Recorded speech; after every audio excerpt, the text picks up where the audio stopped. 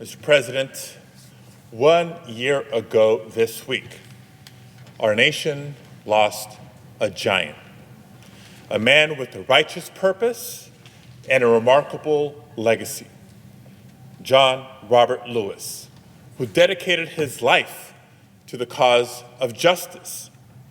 From Troy, Alabama, to a bridge in Selma, to the halls of this very Congress, he put his body on the line for every American's sacred right to vote.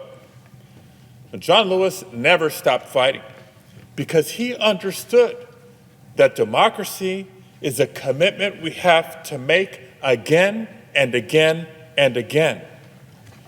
As he wrote in the last days of his life, the vote is the most powerful, nonviolent change agent you have in a democratic society. You must use it because it is not guaranteed. You can lose it. John Lewis understood the power and the fragility of our multiracial democracy because he did so much to build it in his lifetime. At the age of 25, he led peaceful protesters on a march through Alabama to demand their right to vote. And as the world witnessed, they were attacked, gassed, and beaten by police officers. They were attacked because the right to vote is power, and white supremacists feared the power of people of color exercising that right. But out of the pain and outrage over this bloody Sunday came one of our country's greatest monuments to freedom, the Voting Rights Act of 1965. For nearly 50 years, the Voting Rights Act stood as a guardian of our multiracial democracy. It outlawed literacy tests.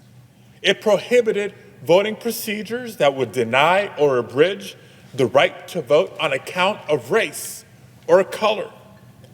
It gave the United States Department of Justice the power to review any new voting rules in places with a history of voter suppression and to block rules with discriminatory effects.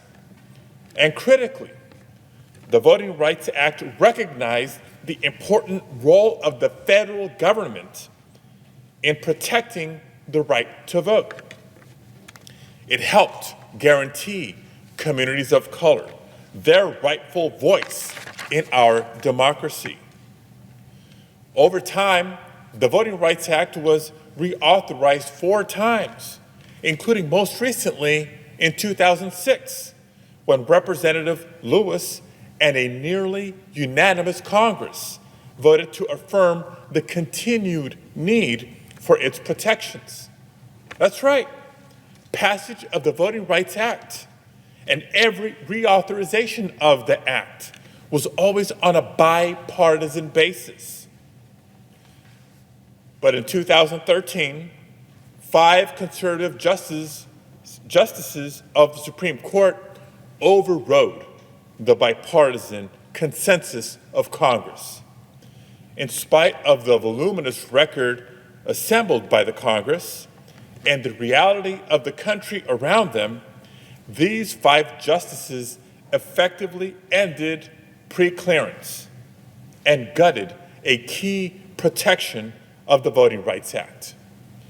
As Justice Ginsburg, the late Justice Ginsburg, wrote in her dissent, it was like throwing away your umbrella in a rainstorm because you're not getting wet. Well, the storm of voter suppression is most certainly pouring over us now. Mr. President, in 2020, in the midst of an ongoing global health pandemic, our nation held one of the most successful and secure elections in our history. Voters of color made their voices heard in record numbers and confirmed again that our democracy is strongest when all eligible Americans are able to participate. But instead of celebrating this remarkable achievement, Republican legislative leaders in state houses around the country this year have proposed and passed bill after bill after bill restricting the right to vote and restricting access to the ballot. They're doing this on the basis of lies about voter fraud and rooted firmly in the legacy of white supremacy. They continue to do so as we speak. The Supreme Court's most recent anti-democracy decision in the Brnovich case, which eviscerated a key remaining protection of the Voting Rights Act, will only embolden these attacks. But so far in this Senate, our Republican colleagues have turned a blind eye, choosing to be complicit in the outright assault on our democracy. Senate Republicans have refused to even open a debate on voting rights legislation. Instead, they prefer to abuse the filibuster to enable Republican legislative leaders across the country to continue their assaults. Mr. President, our democracy is on the line. The unfinished work of John Lewis remains. We must summon the courage to act. That's why I'm committed to passing the John Lewis Voting Rights Advancement Act, which will protect the right to vote for all people. I can think of no more fitting way to honor the memory of a man who chose our democracy as the struggle of his lifetime.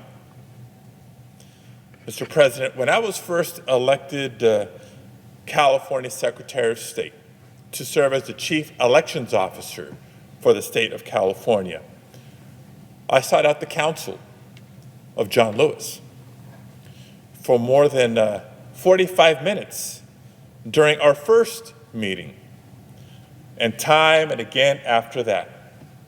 John guided me with his wisdom, taught me by his example, and inspired me through his courage.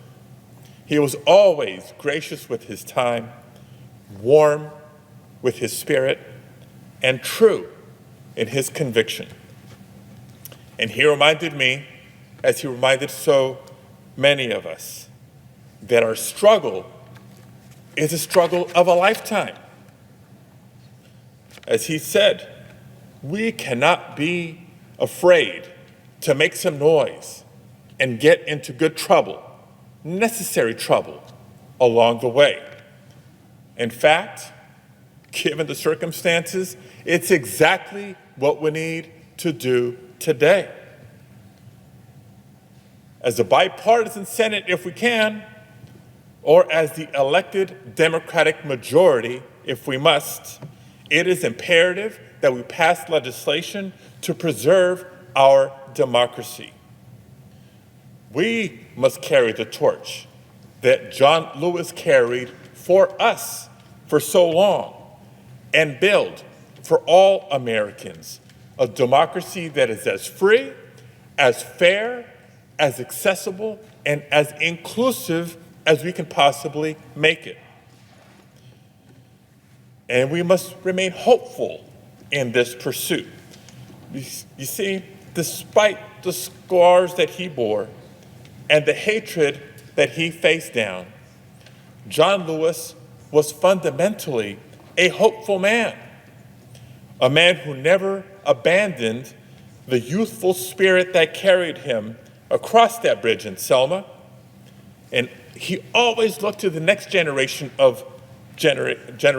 for leadership, for energy and inspiration to carry the cause forward. It is now on us to take up his work. There's no better way for us to honor the legacy of John Lewis. Thank you, Mr. President.